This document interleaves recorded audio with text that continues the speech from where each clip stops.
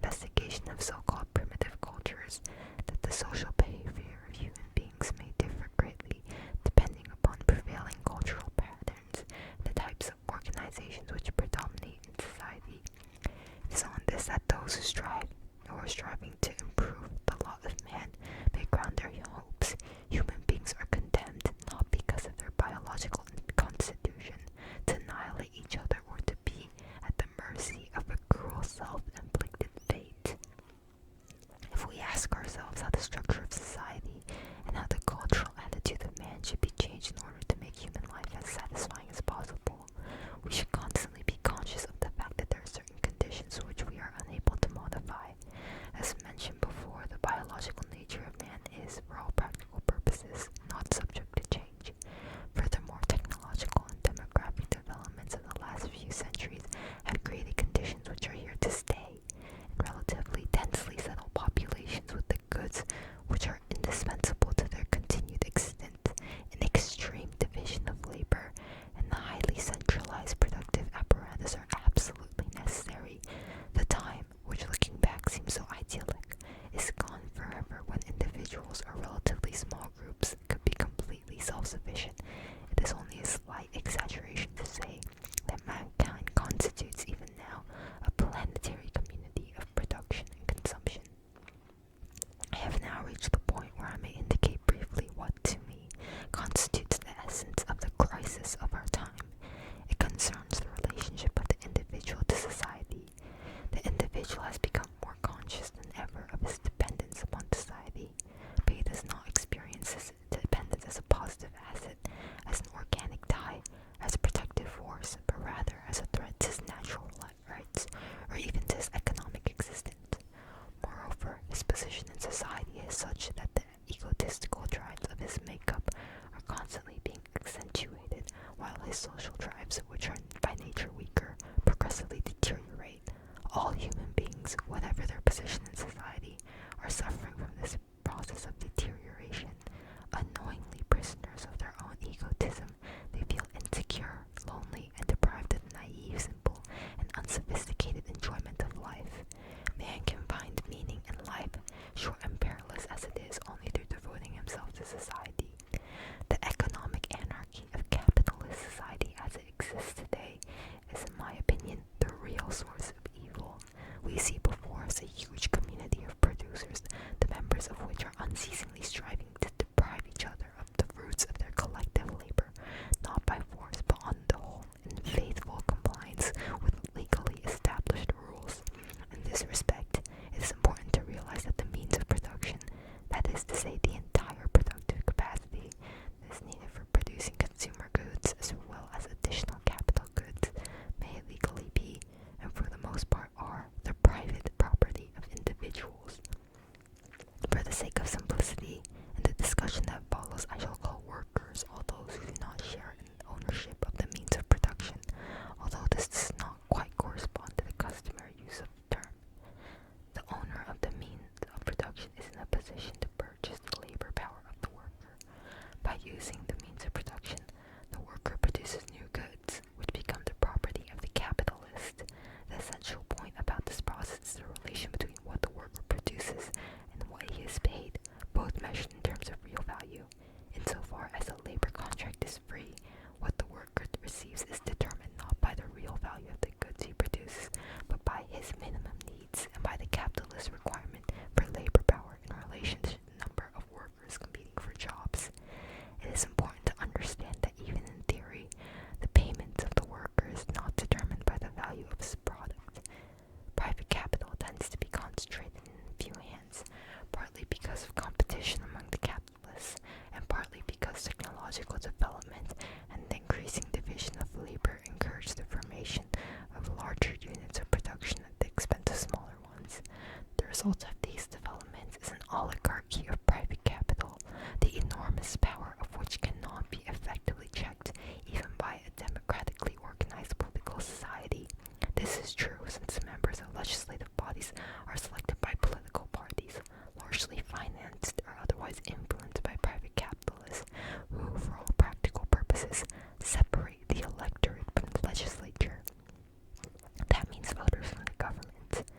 The consequence is that the representatives of the people do not sufficiently protect the interests of the underprivileged sections of the population. Moreover, under existing conditions, private capitalists inevitably control, directly or indirectly, the main sources of information, press, radio, and education. It is thus extremely difficult, and indeed in most cases quite impossible, for the individual citizen to come to objective conclusions and to make intelligent use of his political rights. The situation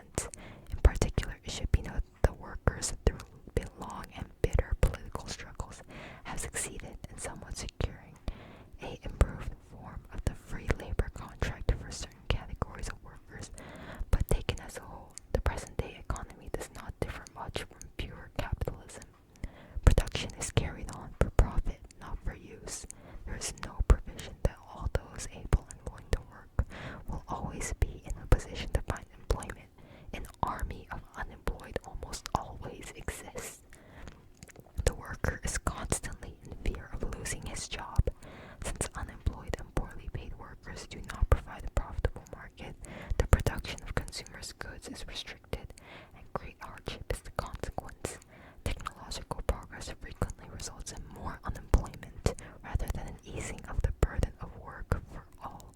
The profit motive, in conjunction with the competition among capitalists, is responsible for an instability in the accumulation and utilization of capital, which leads to increasingly severe depressions.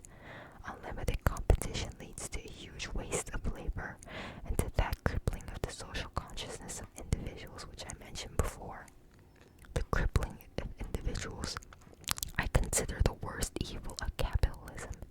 Our whole educational system suffers from this evil. An exaggerated competitive attitude is inculcated into the student, who is trained to worship acquisitive success as a preparation for his future career. I'm convinced there's only one way to eliminate these grave evils, namely through the establishment of a socialist economy, accompanied by an educational system which would be oriented towards social goals. In such an economy, the means of production are owned by society itself and are utilized in a planned fashion. A planned economy which adjusts production to the needs of the community would distribute the work to be done among all those able to work and would guarantee a livelihood to every man, woman, and child. The education of the individual, in addition to promoting his own innate abilities, would attempt to develop in him a sense of responsibility for his fellow men in place of the glorification of power and success in our present society. Nevertheless, it is necessary to remember that the planned economy is not yet socialism. A planned economy as such may be accompanied by the complete enslavement of the individual. The achievement of socialism requires the solution of some extremely difficult socio-political problems. How is it possible, in view of the far-reaching centralization of political and economic power, to prevent bureaucracy from becoming all-powerful and overweening? How can the rights of the individual be protected, and therewith a democratic counterweight to the power of bureaucracy be assured? Clarity about the aims and problems of socialism is of greatest significance in our age of transition, since under present circumstances, free and unhindered discussion of these problems has come under a powerful taboo. I consider the foundation of this magazine to be an important public service. That's the whole paper or article. I think it's really interesting, honestly, that Einstein was so outspoken about his views regarding socialism, especially during the 1940s, which is around the time of the Red Scare, and when many people were afraid of these communist or socialist influences coming into the country. I also think it also shows how Einstein was actually surprisingly in touch with the working class and people who supported workers' rights. This paper was also very well written and eloquent, and of course it's Einstein. Anything he writes will probably sound like that, but English was like his second language, and he also knew French and German and Italian. So it's amazing how this is not even his first language, yet he was able to write a paper like this. Anyways, I know this is different from my normal content, but I thought it would be something fun for me to read, and I haven't posted in ages, so I'll probably just slap some gameplay in the background. Anyways, thank you guys for your support. I can't believe I'm at 200 plus subscribers now. I appreciate